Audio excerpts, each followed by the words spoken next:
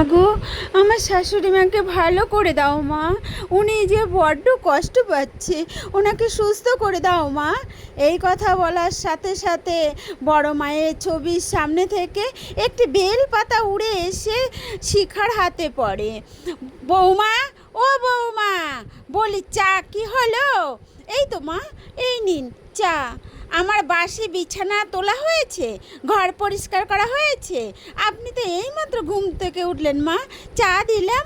এবার যাব, এবার ঘর পরিষ্কার করব আপনার। এই কথা বলে গীতা শাশুড়ির ঘরের দিকে চলে যায়। কি আমার মুখের উপর কথা বলি? বাপের উপর থেকে কত ভরি সোনা দামি কাপড় সোনা দানা এনেছো শুনি? তখন স্বপন এসছে, বসতে বসতে বলে, মা আবার তুমি ওই কথা বলছো? জানো না পণ নেওয়া অপরাধ? স্বপনের অপরাধ মুখ থেকে এই কথা শুনে গীতা রেগে গিয়ে উঠে সেখান থেকে যেতে যেতে বলেন, আমি তো আর তোর বউয়ের থেকে পণ নেইনি, শুধু মুখে বলেছি। মুখে বেলা কেন মা, মনে আনাও পাপ, বুঝলে?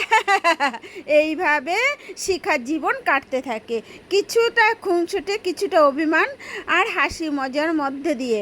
কিন্তু একদিন সন্ধেবেলা উঠে তুমুল ঝড় শুরু হয়, মুষলধারা বৃষ্টি, আর ঘন ঘন বাস পড়তে শুরু থাকে। বাবারে বাবা, কি জোরে জোরে বাস পড়ছে, যা মনে হচ্ছে আকাশ ভেঙে পড়ছে। উফ, যা জোরে ঝড় বইছে, মনে হচ্ছে বাড়িঘর তো উড়েই নিয়ে চলে যাবে। গরুগুলো ভয় পেয়ে গেছে রে, কি মুশকিলে পড়া গেল। তখন সেখানে শিখা এসে বলে, মা ওরা শুধু ভয় পায়নি, গোয়াল ঘরের চালা উড়ে গিয়ে ওরা যে বৃষ্টিতে ভিজছে। সে কি গো, চলো চলো চলো, ওদেরকে আজকে রাতের জন্য ঘরে নিয়ে চলে আসি। সারা রাত ভিজলে ওদের শরীর খারাপ পড়ে যাবে। এই কথা বলে স্বপন তাড়াতাড়ি গোয়াল ঘরের দিকে চলে যায়, আর গোয়াল ঘরের কাছে ঘুষে গড়ি দুটো দড়ি খুলে তাদের ঘরের এদিকে নিয়ে আসে।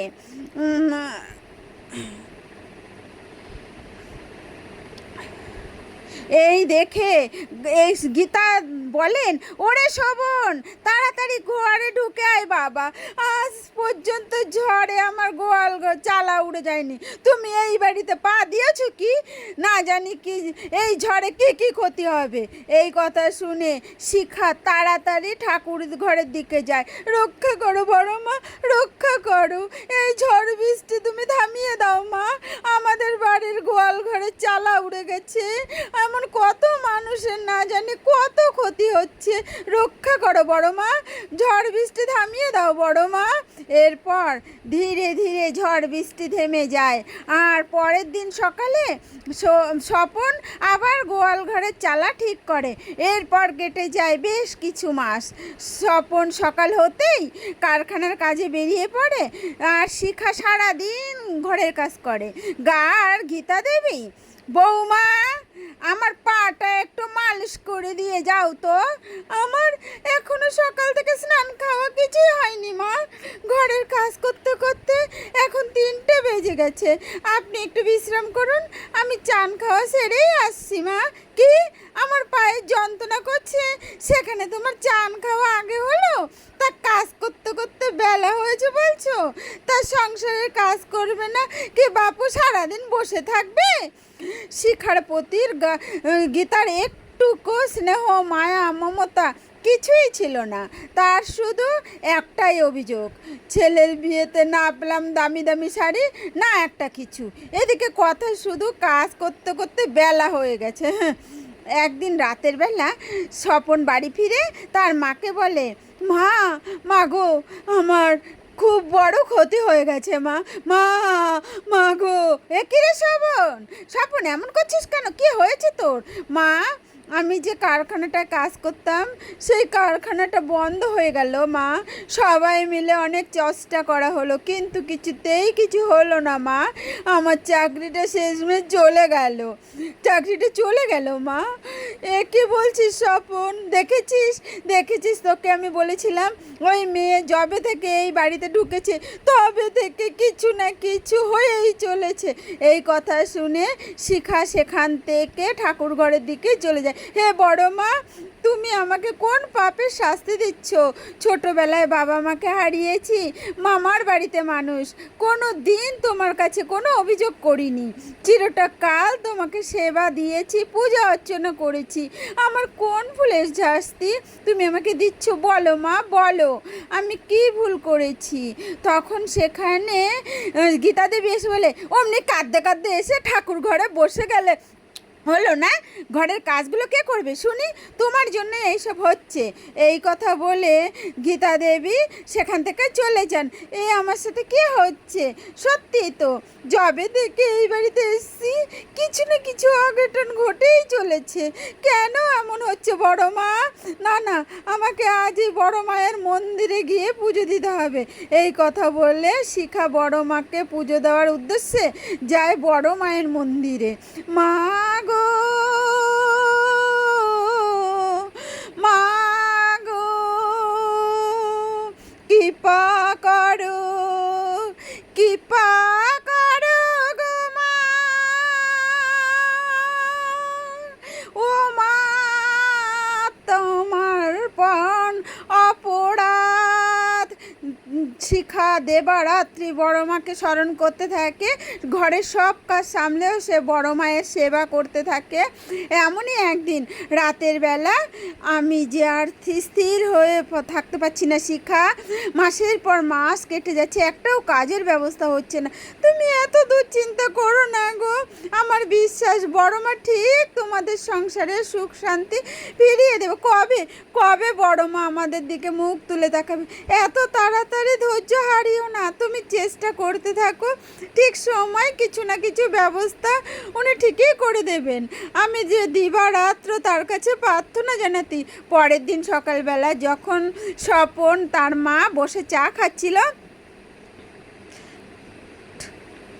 হ্যালো, হ্যাঁ বলছি, হ্যাঁ হ্যাঁ হ্যাঁ হ্যাঁ ঠিক আছে ঠিক আছে, হ্যাঁ হ্যাঁ ঠিক আছে স্যার, আমার কোনো অসুবিধা নেই, হ্যাঁ হ্যাঁ হ্যাঁ ঠিক আছে, নমস্কার, রাখছি। কী রে স্বপন? তখন থেকে হ্যাঁ হ্যাঁ ঠিক আছে ঠিক আছে, হ্যাঁ হ্যাঁ ঠিক আছে করেই চলেছিস। কত কে ফোন করেছে? মা, মা আমার চাকরি হয়ে গেছে মা, এতদিন কারখানায় করছিলাম, এবার আমি অফিসে চাকরি করব মা। খুব ভালো চাকরিকে পেয়েছি, এতদিন যে ইন্টারভিউ দিচ্ছিলাম তারই একটা কোম্পানিতে আমার চাকরি হয়ে গেছে, কালকে থেকে আমি জয়েনিং করবি। বড় মার অসীম কৃপা মা, আমি কালই তোমার মন্দিরে গিয়ে পুজো দিয়ে আসবো মা। দেখলে তোমার এই চাকরিটা না পেলে তো নতুন করে কিছু খুঁজতেই না। এবার বুঝতে পারলে তো, যখন কিছু খারাপ হয় তখন আরও ভালো কিছু হওয়ার থাকে। এই সবই তোমার ভক্তি আর বিশ্বাসের ফল শিখা, সবই বড় মায়ের কৃপা। থাক থাক, তুই আর বৌমাকে অত মাথায় তুলিস না, তোর যোগ্যতা ছিল তাই তুই চাকরি পেয়েছিস, এতে ওর কি আছে? এই যে বৌমা, যাও রান্নাঘরে যাও, ওদিকে গরুগুলো ডাকাডাকি করছে শুনতে পাচ্ছ না? ওদেরকে খেতে দেগে যা, আমি ঘরে যাচ্ছি শুতে। এই কথা বলে গীতা দেবী সেখান থেকে চলে যান। আর হঠাৎ আ আ আ ওরে বাবারে, আমার কোমর গেল রে, আমার কোমর গেল। কি হলো, কি হলো? মা, মা তুমি পড়ে গেলে কি করে? আর পড়ে গেলাম কি করে, ওই যে বাড়িতে রয়েছে, এ তো হবারই বাবা। ওফ, তোমাকে নিয়ে আর পারি না মা, সেই এক কথা। এসো আমার হাতটা ধরে ওঠো। তারপর থেকে গীতা দেবী বিছনা থেকে উঠতে পারে না, সেবা যত্ন সবই শিখা করছে, কিন্তু তাতেও তার মন ভরছে না। তিনি বিছানায় শুয়ে শুয়ে শিখাকে নানান কথা শোনাতে থাকে। ওইদিকে শিখা বড় মা, অনেক কৃপা, আমি জানি তুমি সবসময় আমার সাথে আছো, আমাকে রক্ষা করে চলেছো মা গো। আমার শাশুড়ি মাকে তুমি ভালো করে দাও বড় মা, উনি যে বড্ড কষ্ট পাচ্ছেন, ওনাকে সুস্থ করে দাও মা। এই কথা বলার সাথে সাথেই বড় মায়ের ছবির সামনে থেকে একটি বেল পাতা উড়ে এসে শিখার হাতে পড়ে, আর তাই দেখে শিখা হাসি মুখে সেই বেলপাতা ও ঘটের ওপর থেকে একটা জবা ফুল তুলে নিয়ে শাশুড়ি মায়ের ঘরের দিকে যায়।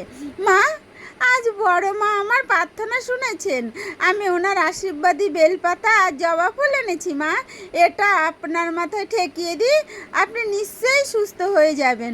না না, কখনোই না। তোমার এইসব ভুল বেলপাতা আমি বিশ্বাস করি না। যেখানে দাও তো বলে দিয়েছো, আমি আর কোনো দিন হাঁটাচলা করতে পারবো না।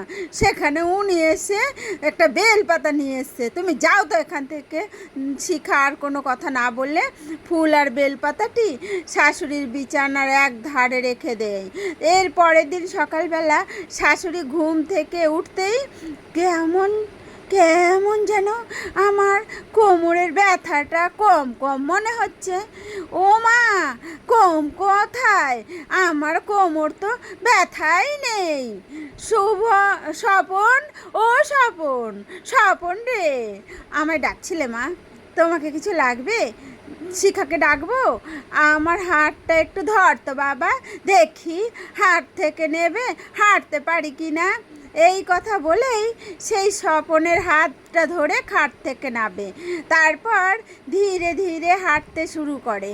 মা, এ কী করে সম্ভব হলো? তুমি তো পুরোপুরি ভালো হয়ে গেছো গো মা, তুমি পুরোপুরি সুস্থ। হ্যাঁ রে বাবা, কালকে শিখা আমার জন্য ওই পুজো করা বেলপাতা আর জবা ফুল এনেছিল, কিন্তু আমি ওকে অবিশ্বাস করায় ও আমার মাথায় বালিশের পাশে ফুল আর বেলপাতাটা রেখে দিয়ে গেছিল। আর আজ দেখ কি চমৎকার ঘটনা ঘটেছে। এই সবই বড় মায়ের কৃপা। জয় বড় মা, জয় জয় বড় মা। হ্যাঁ বাবা, বড় মার কৃপা তো বটেই, তার সাথে আমি যে ঘরের বৌমাকে সব সময় অলক্ষ্মী বলে এসেছি, সে যে আমার ঘরের সব থেকে বড় লক্ষ্মী। ওই যে আমার ঘরের লক্ষ্মী, এসো মা, আমার কাছে এসো। এরপর গীতা দেবী তার ছেলে ও বৌমাকে সঙ্গে নিয়ে বড় মার মন্দিরে পুজো দিতে যান, এবং তারপর থেকে শাশুড়ি, বৌমা ও ছেলে মিলে সুখে শান্তিতে সংসার করতে থাকে। তুমি কি এখনো দেখো ওদের কত সুখ শান্তি চলছে। তারপরে দেখো একটা পাখি এসে বলছে, দেখো সবাই দেখো, এরা দেখতে দেখতে দেখতে থাকো, তোমরা আমার ভিডিওটা একটু দেখতে থাকো। যাদের ভালো লাগবে তারা একটু লাইক, কমেন্ট, শেয়ার করো, ঠিক আছে? আর যারা সাবস্ক্রাইব করো না, এখনও সাবস্ক্রাইব করো। জয় বড় মায়ের জয়, জয়।